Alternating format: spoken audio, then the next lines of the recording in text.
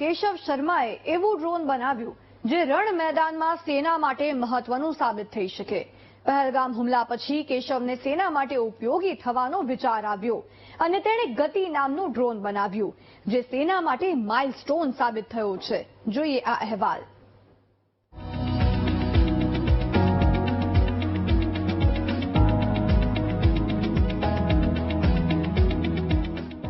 પહેલગામમાં આતંકી હુમલા પછી ભારતીય સેનાએ પાકિસ્તાનને જડબાતોડ જવાબ આપવાનું નક્કી કર્યું।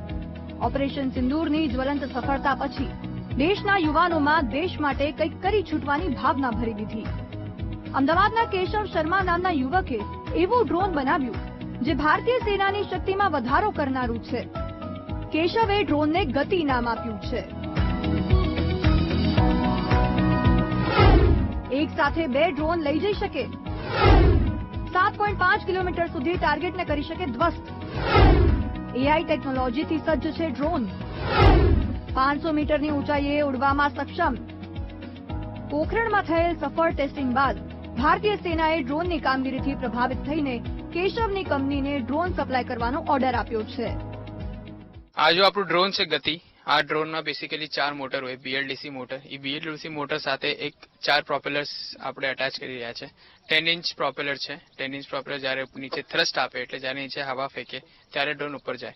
તો આનું જો કેરિંગ કેપેસિટી છે એ છે અરાઉન્ડ 1.5 to 2 kgs।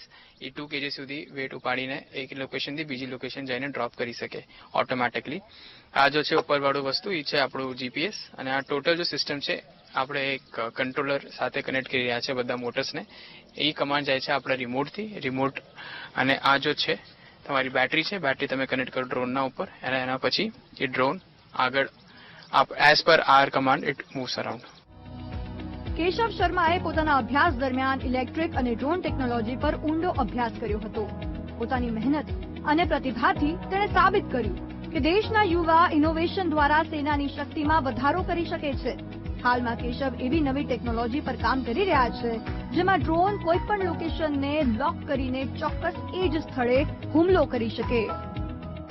ઓપ સિંધુને પછી જોયું કે ભાઈ આપણે લોકોની રિક્વાયરમેન્ટ છે કે કેવી રીતે જો વોરહેડ છે આપણે કેવી રીતે ડ્રોપ કરી શકીએ। તો એના વિશે આપણે એના દિન રાત એક કરીને એક સિસ્ટમ બનાવ્યું છે કે આપણે ઓટોનોમસલી જો ડ્રોન જો પર્ટિક્યુલર ગ્રેનેડ છે ડ્રોન ઉપાડીને XYZ લોકેશન લઈ જઈ શકે અને ત્યાં જઈને ડ્રોપ કરી શકે ઓટોનોમસલી અને ફરીથી રિટર્ન ટુ લોન્ચ એટલે રિટર્ન ટુ હોમ આવી જશે અને લેન્ડ થઈ જશે।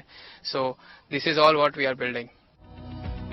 આ સિદ્ધિ માત્ર કેશવ શર્મા માટે જ નહીં પરંતુ સમગ્ર દેશ માટે ગૌરવની વાત છે।